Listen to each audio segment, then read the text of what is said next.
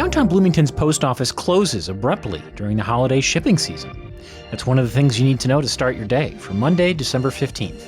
I'm Ryan Denham, and this is WGLT's The Leadoff. Now let's lead off with the Downtown Bloomington post office, abruptly closing 3 weeks ahead of schedule. WGLT's Eric Stock reports that leaves downtown merchants and residents without access to its facility ahead of the Postal Service's busiest week of the year. The downtown post office that's inside the Market Street parking garage is being relocated a few blocks away. The aging parking garage is being torn down for a bus transfer center. The new post office was supposed to have opened months ago, but hasn't. And post office patrons were surprised to see the current location had closed. I think people would really be shocked to see how busy this post office stays consistently. That's Jamie Matthey, a downtown business owner who is leasing space for the new post office that's now set to open next August. The fact that it's only ever been staffed by a single person downtown has to make it an incredibly efficient operation for them, just the volume of packages going out all the time. Matthew says it'll create a logistical challenge for many downtowners to ship packages. Those with the post office boxes downtown now have to go to the post office's sorting and distribution center on East Empire Street. The post office planned to close the Market Street location at the end of the year. It's not clear why that got moved up to early December, but the post office has said the parking garage is not structurally sound. Matthew says the post office has also not shared a reason for the delay of the new location, but he suspects rising costs are a factor. They had a budget in mind, and that budget just got blown out of the water because of the increase of the prices of construction materials. So they've been struggling for how to build what they want inside of the budget they were given. Matthew remains confident the downtown post office relocation will happen. For The Leadoff, I'm Eric Stock. Here are some other stories we're following in the WGLT newsroom. Illinois' new medical aid in dying law goes into effect in September of 2026. Patients who are terminally ill will be able to request life-ending medication with a doctor's prescription. Illinois Attorney General Kwame Raoul joined a coalition of 20 attorneys general in suing the Trump administration over its policy imposing a $100,000 fee on new H-1B visa petitions for highly skilled foreign national workers.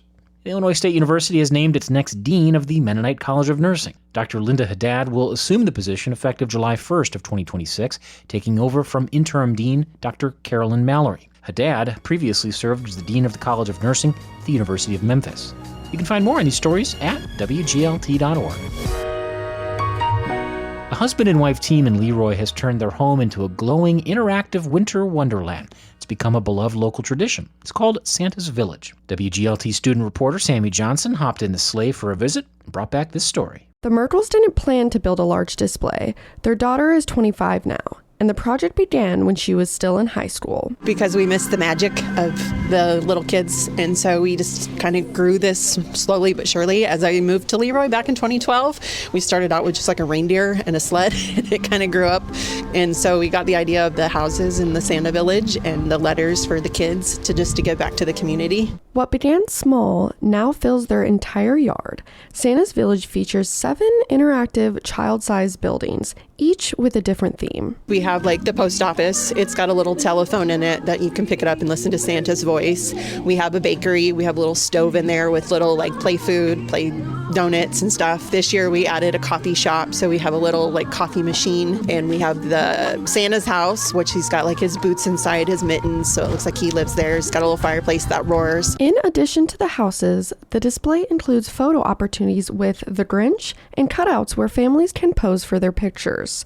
Here's Kyle Merkle. It takes me a good 2 months to get set up fully. By the time I have to touch up every house that's out here. So a lot of labor is required from the Merkles to put all this together each year, so staying motivated is essential.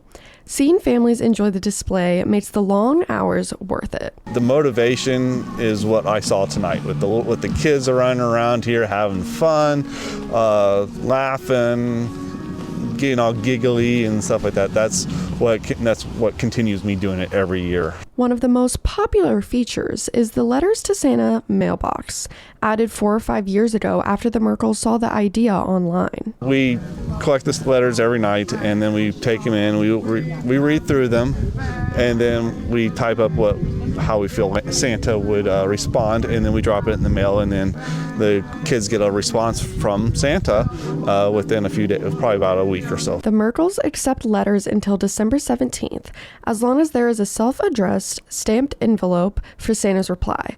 The responses are personalized to each kid. Each year brings something new to the display. This season, the Merkles added the Elf on the Shelf Complaint Department Supervisor, a lighthearted nod to the elves' mischievous behavior in December. Because we know those elves on the shelves can get a little mischievous this time of year, so they can come and report what they're doing, because we know those elves on the shelves get away with a lot of stuff. Families across LeRoy now visit annually, and each year the Merkles like to bring in new additions for the returning visitors. Some families have been coming for multiple years, bringing new children, cousins, and friends. Erin Walls is a mom who lives in LeRoy. Almost 3-year-old, so we've been coming out for 2 years, and it's great.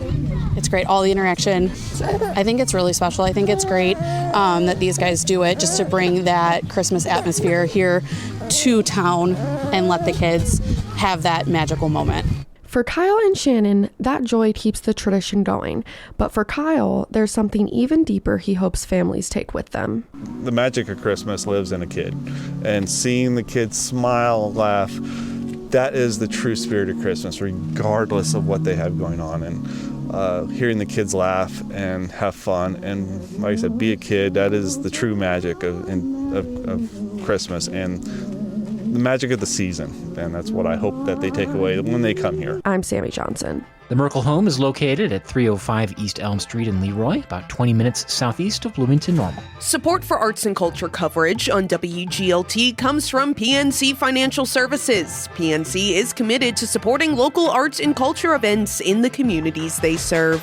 And before we let you go, the Bloomington City Council meets tonight at 6 at the Government Center.